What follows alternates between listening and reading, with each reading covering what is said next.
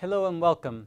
My name is Biagio Mazza. I'm Pastoral Associate here at St. Sabina's in Belton, Missouri, and I'm here to welcome you to another Do You Know series. Since April the 22nd is Earth Day, we decided that it would be good to do this Do You Know series devoted to what the Catholic teaching is on the environment. The most recent and the best articulation of this teaching comes from an encyclical that Pope Francis has written called Laudato Si, which is translated as praise be to God. Praise be to God for what?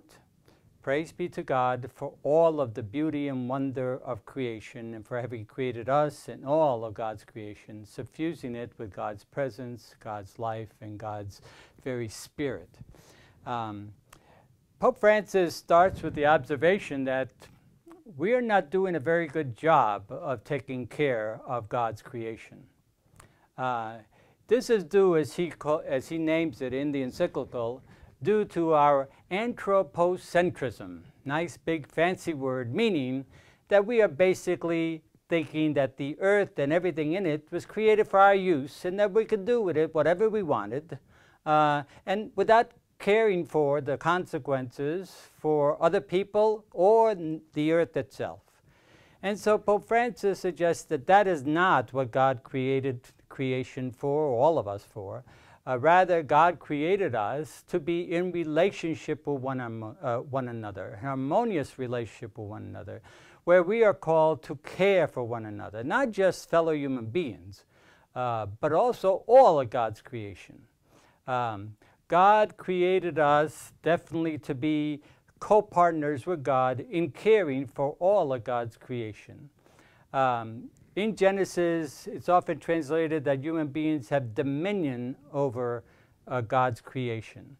Well, and dominion has often been translated in this anthropocentric manner, in which it means that somehow or other, we as human beings can do to creation whatever we feel we wanted to, without needing to pay attention to consequences or the after effects or different results that come from the way we handle nature. Rather, Pope Francis says that God very clearly expects us not, dominion is not lording it over or power over nature, but rather dominion is relationship with, care for, tilling, yes, tilling the land, but also nourishing the land so it can continue to nourish us. When we speak about loving neighbor, we usually, the Christian message is always that somehow or other when we see a neighbor in need or a neighbor being abused or maltreated or oppressed, we are to respond. That is our Christian calling. But we usually reserve the neighbor just to a fellow human being. Pope Francis very much is aware of the fact that God created us with an attunement that the neighbor is not just a fellow human being, but the neighbor is all of creation. It includes the rainforest, it includes all the animal, it includes all the land. And we are to care for the land and for all of God's creation whenever we see it destroyed, oppressed, or maltreated or mistreated. Elizabeth Johnson, a theologian at Fordham University and one of the best theologians of our day, has written a good bit on this topic of the ecological consciousness and has written a book called Ask the Beasts, in which she proposes that for us to move towards developing ecological consciousness, a conversion of mind and heart, of connecting us with all of creation, we need to develop 3 responses. And she articulates those responses as, first and foremost, the contemplative response, where we look upon the earth with eyes of love and care and concern, and not with eyes of lust and selfishness.